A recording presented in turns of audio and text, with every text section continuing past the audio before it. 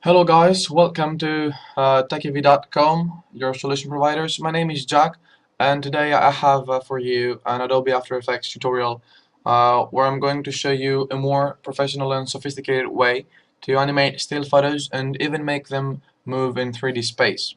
So let's start right away.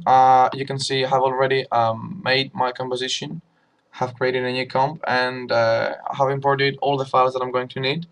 Um, Actually, all those files were included in one image because, as you see, this is a butterfly, and even though I got it as a whole, I used Photoshop to cut the pieces and make them three separate uh, parts that I'm going to animate. Okay, so that's better. In fact, let me just move the left wing a little to fit the rest of the butterfly. Okay, that's better. Now, the first thing we do is make all those layers 3D. Now, the easiest way to animate this butterfly would be to hit R for both of the wings and animate the wings on the Y rotation, put keyframes, and move a few seconds after that, a few time frames, and just play with the attributes, until the wings move along. A few time frames after that, put 0 again, and a few time frames after that, put the same numbers but with a different value.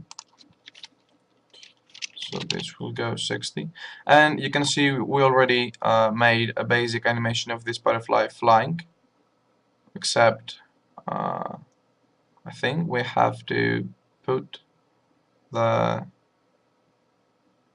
the values at here. It should be minus 60, and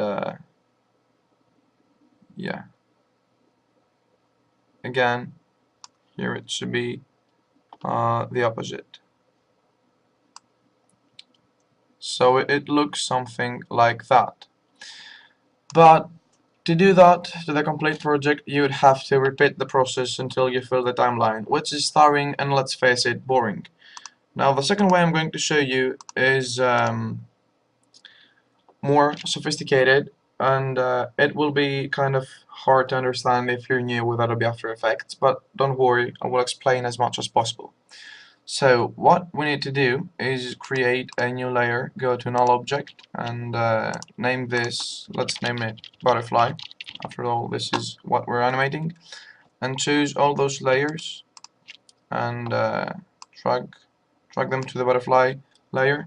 Now you see that if I choose the butterfly layer and move it, it moves as a whole image.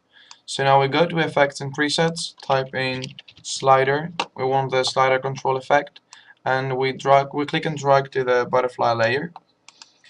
Okay, now here is where the tricky part starts. We need to duplicate this effect, and we're going to use the first effect for the flapping, and the second for the speed of the wings. So let's rename those to make sure that we keep track of which one is which and we don't get confused. Flap and speed. Okay, now we want to go down to the slider effect of the flap and hit Alt and click on the slider effect, and in this line type in the phrase that I'm typing in right now. I'm sure you will have questions as to where did that phrase came from and what does it do and how do we know exactly what we're typing. Well, I wish I could answer all your questions, but this would take a lot of time. So for now, just make sure that you're typing correctly the phrase and do not make any mistakes, and you'll see what it does in a few seconds. I promise it's awesome. Oh, see, there I go. I made a mistake. Now I need to find it. And there I go. I find the mistake. Should have put one more bracket over here, so that's better. Oh no, mistake again. Okay, let's find out what it is we did wrong now. I think there should be a space over here. Nope, third time. Okay, harder than I thought, so oh yeah, that's right. There shouldn't be this over here. So now we're good to go. Hit R to the right wing and the left wing layers, and Alt and click the Y rotation, and pick the expression, pick wick up. This will tell those wings to move as the flap effect, and do the same for the right wing.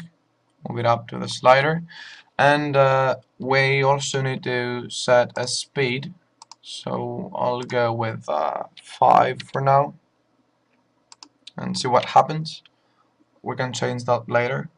Now as I move along, you see that the problem we have here is that the wings move at the same direction.